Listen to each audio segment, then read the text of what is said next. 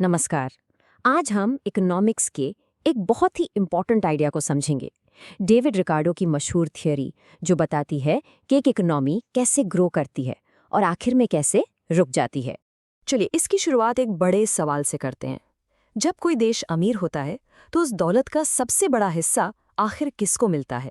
क्या वो मजदूर हैं, निवेशक हैं या जमींदार? ये वही गुत्थी है जिसे रिकार्डो ने सुलझाने की कोशिश की। इस पूरी कहानी को ठीक से समझने के लिए पहले हमें इसके किरदारों और नियमों को जान लेना होगा। आखिर हर इकोनॉमिक थियरी एक खेल की तरह ही तो होती है। रिकार्डो की थियरी को समझने का सबसे आसान तरीका है देश की पूरी इकोनॉमी को एक बहुत बड़े खेत की तरह इमेजिन करना। हाँ, बस एक विशाल खेत जहां सिर्फ एक ही चीज उगाई जाती है, अनाज। ये मॉडल सिंपल है लेकिन बड़े बड़े कंसेप्ट्स को क्लियर कर देता है। अब खेत पर समझिए 3 तरह के लोग हैं। पहले हैं जमींदार, जिनको अपनी जमीन से लगान यानी रेंट मिलता है। फिर आते हैं पूंजीपति, जो पैसा इन्वेस्ट करके मुनाफा यानी प्रॉफिट कमाते हैं। और आखिर में है मजदूर, जिनको अपने काम के बदले मजदूरी यानी वेजेस मिलती है। अच्छा, अब इस खेल के कुछ पक्के नियम भी हैं। जमीन सीमित है, आप और जमीन बना नहीं सकते। जैसे जैसे आप जमीन पर ज्यादा मेहनत लगाते हैं, उत्पादन बढ़ने की जो दर है वो कम हो जाती है। इसको हम डिमिनिशिंग रिटर्न्स कहते हैं। मजदूरों को सिर्फ इतनी मजदूरी मिलती है कि बस उनका गुजारा हो जाए। और सबसे इम्पॉर्टेंट, नया निवेश सिर्फ और सिर्फ मुनाफे से ही होता है। तो अब देखते हैं कि इस खेत पर विकास का इंजन आखिर चलता कैसे है और फिर कैसे अपने ही बोझ तले धीमा पड़ जाता है। इस पूरे सिस्टम का इंजन है प्रॉफिट रेट। मतलब जब तक पूंजीपतियों को मुनाफा मिलता रहता है, वो पैसा रीइन्वेस्ट करते रहते हैं और इकोनॉमी आगे बढ़ती रहती है। इस मॉडल में सब कुछ मुनाफे पर ही टिका है। ये पूरा प्रोसेस एक चेन रिएक्शन जैसा है। देखिए, मुनाफा होता है तो निवेश बढ़ता है, निवेश से मजदूरों की मांग बढ़ती है और आबादी भी। ज्यादा लोगों का पेट भरने के लिए कम उपजाऊ जमीन पर भी खेती करनी पड़ती है। इससे क्या होता है?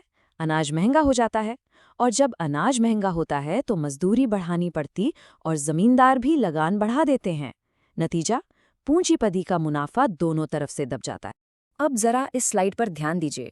ये ग्राफ दिखा रहा है कि कुल उत्पादन यानी टोटल आउटपुट का बंटवारा कैसे होता है। रेंट और वेजेस निकालने के बाद ये जो WPTL वाला हिस्सा बचता है ना, बस वही कैपिटलिस्ट का मुनाफा है। रिकार्डो का कहना था, और ये बहुत इंपॉर्टेंट पॉइंट है, कि खेती में होने वाला मुनाफा ही बाकी सभी इंडस्ट्री के मुनाफे को तय करता है। क्यों? क्योंकि अनाज की कीमत से ही तो सभी मजदूरों की मजदूरी तय होती है, चाहे वो खेत में काम करें या फैक्ट्री में। लेकिन रिकार्डो के मुताबिक ये विकास की रेस हमेशा नहीं चलती। उनके हिसाब से हर इकोनॉमी एक ऐसी मंजिल पर जरूर पहुंचती है जहां सब कुछ रुक जाता है, एक ठहराव आ जाता है। इस मंजिल को वो स्टेशनरी स्टेट कहते हैं, यानी स्थिर अवस्था। ये वो पॉइंट है जहां मुनाफा बिल्कुल जीरो हो जाता है, और जब मुनाफा ही नहीं तो निवेश रुक जाता है, आबादी बढ़ना बंद हो जाती है और इकोनॉमी का विकास अचानक ठहर जाता है। तो ये स्थिर अवस्था दिखती कैसी है? सोच के देखिए। मुनाफा जीरो, नया निवेश बिल्कुल बंद, मजदूरों को बस जीने लायक मजदूरी मिल रही है, आबादी स्थिर हो चुकी है और जमीन से होने वाला सारा फायदा, सारा सरप्लस जमींदारों की जेब में जा रहा है, बहुत ज्यादा रेंट के रूप में। इस खेल का आखिरी विनर जमींदार ही है। चलिए इस ग्राफ में वापस देखते हैं इसको समझने के लिए। देखिए, जैसे ही OM से ON तक ज्यादा मजदूर काम पर लगाए जाते हैं, वो जो मुनाफे वाला हिस्सा था वो छोटा होता जाता है और आखिर में S पॉइंट पर पूरी तरह से गायब हो जाता है। यही है स्टेशनरी स्टेट। तो सवाल ये उठता है, क्या रिकार्डो 200 साल पहले बिल्कुल सही थे? उनकी ये थ्योरी आज के जमाने में कितनी मायने रखती है? चलिए पता करते हैं। देखिए, रिकार्डो ने कुछ बातों का गलत अंदाजा लगाया। सबसे बड़ी बात, उन्होंने टेक्नोलॉजी की ताकत को बहुत कम आंका। टेक्नोलॉजी ने तो खेती की उपज को इतना बढ़ा दिया है जिसकी शायद उन्होंने कल्पना भी नहीं की थी।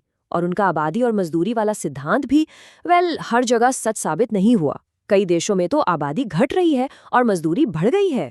लेकिन इसका मतलब ये नहीं कि रिकार्डो की थियरी बेकार हो गई है, बिल्कुल नहीं। खास करके विकासशील देशों के लिए रिकार्डो की बातें आज भी बहुत जरूरी हैं। बढ़ती आबादी का हमारे सीमित संसाधनों जैसे जमीन और पानी पर दबाव, ये एक असली समस्या है। और वो जो मुनाफे, मजदूरी और लगान के बीच की कशमकश है, वो तो आज भी इकोनॉमिक पॉलिसी की हर बड़ी बहस के सेंटर में है। तो आखिरी सवाल मैं आपके लिए छोड़ जाता हूँ। क्या आज के ज़माने में प्राकृतिक संसाधनों की कमी और ये जो बढ़ती हुई असमानता है, ये वही स्टेशनरी स्टेट का नया रूप है, जिसकी चेतावनी रिकार्डो ने सदियों पहले दी थी? सोचने वाली बात है ना?